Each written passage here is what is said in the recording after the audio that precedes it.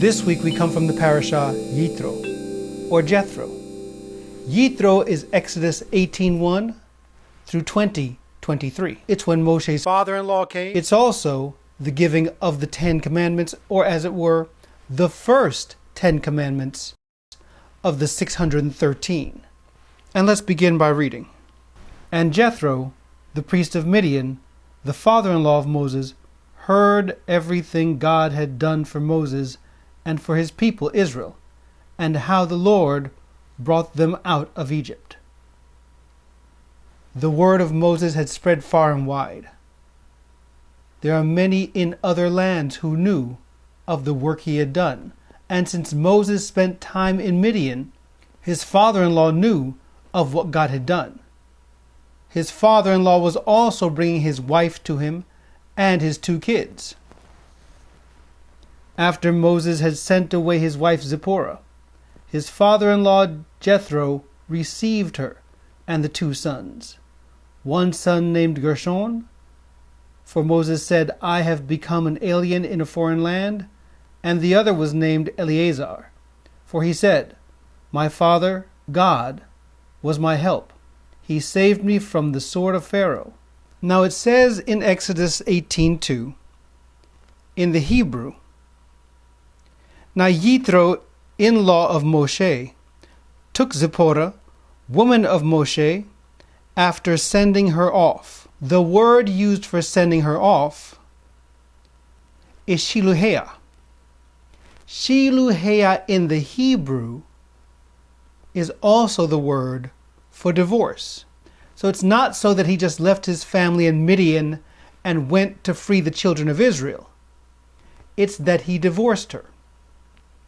As you know, previously in the Torah, we have the situation where there was a confrontation between Moshe and Zipporah because she circumcised the kids. And for that, as well as other reasons, he divorced her. But Jethro wasn't having it, and he brought her back. So Moshe went out to meet his father-in-law and bowed down and kissed him. They greeted each other and then went into the tent. Moshe told his father-in-law about everything the Lord had done to Pharaoh and the Egyptians for Israel's sake, and about all the hardship that he had met along the way, and how the Lord saved them. Jethro was delighted to hear about all the good things that Elohim had done for Israel in rescuing them from the land of the Egyptians. He said, praise be to Elohim, who rescued you from the land of the Mitzrayim and of Pharaoh, and who rescued the people from the land of the Mitzrayim. Now I know that Elohim is greater than all other gods.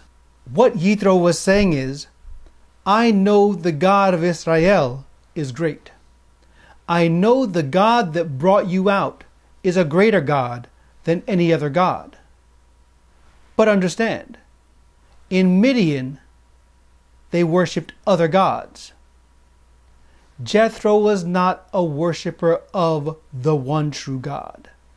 Jethro was a worshiper of many gods. He was just upholding the fact that the God of Israel was great. Moses still respected him because he was an elder, because he was a judge in Midian, and because he was the leader of the family. So they came together as one, and they broke bread as is customary, and then they performed the salt covenant, which is also customary. Verse 13 says, the next day Moses took his seat to serve as a judge for the people, and they stood around him from morning till evening. When his father-in-law saw all that Moses was doing for the people, he said, what is this that you are doing for the people? Why do you alone sit as judge? Why are all these people standing around you morning to evening? Moses, following the words of Elohim, was in position of judge of the people. Now this is a legal system that we use today. There are lesser courts dealing with lesser cases, and greater courts dealing with greater cases. But overall, this was wrong. Because even though this system seems logical, it was not logical because it did not come from the Most High. It did not come from Elohim. Moses answered him, because the people come to me to seek Elohim's will. Whenever they have a dispute, it is brought to me, and I decide between the parties and inform them of Elohim's decrees and laws. Moshe's father-in-law replied, what you are doing is no good. You and all these people who come to you will only wear yourselves out. The work is too heavy for you. You cannot handle it alone. Moshe's father-in-law saw that Moshe was in a position. He saw that Moshe was burdened. He saw the number of people lining up with their problems. And he felt it was too much for him to handle. Is anything too much for Elohim? Is anything too much for God? Moshe's father-in-law gives the suggestion. Listen now to me, and I will give you some advice. And may Elohim be with you. It does not say Elohim spoke to Jethro. It does not say Elohim spoke to Jethro with clarity and gave him a word for Moshe. It says, listen to me. And how did it work out? How did this work out overall? Well, we find out it didn't work out so well. For as it says in Numbers 11, verse 10, Moshe heard the people from every family wailing, each at the entrance of his tent. Elohim became exceedingly angry, and Moshe was troubled. He asked Elohim, why have you brought this trouble on your servant? What have I done to displease you? And you put the burden of all these people on me. Did I conceive all these people? Did I give birth to them? Why do you tell me to carry them in my arms, as a nurse carries an infant, to the land you promised on oath to their forefathers? Moshe was extremely upset, because the people were grumbling.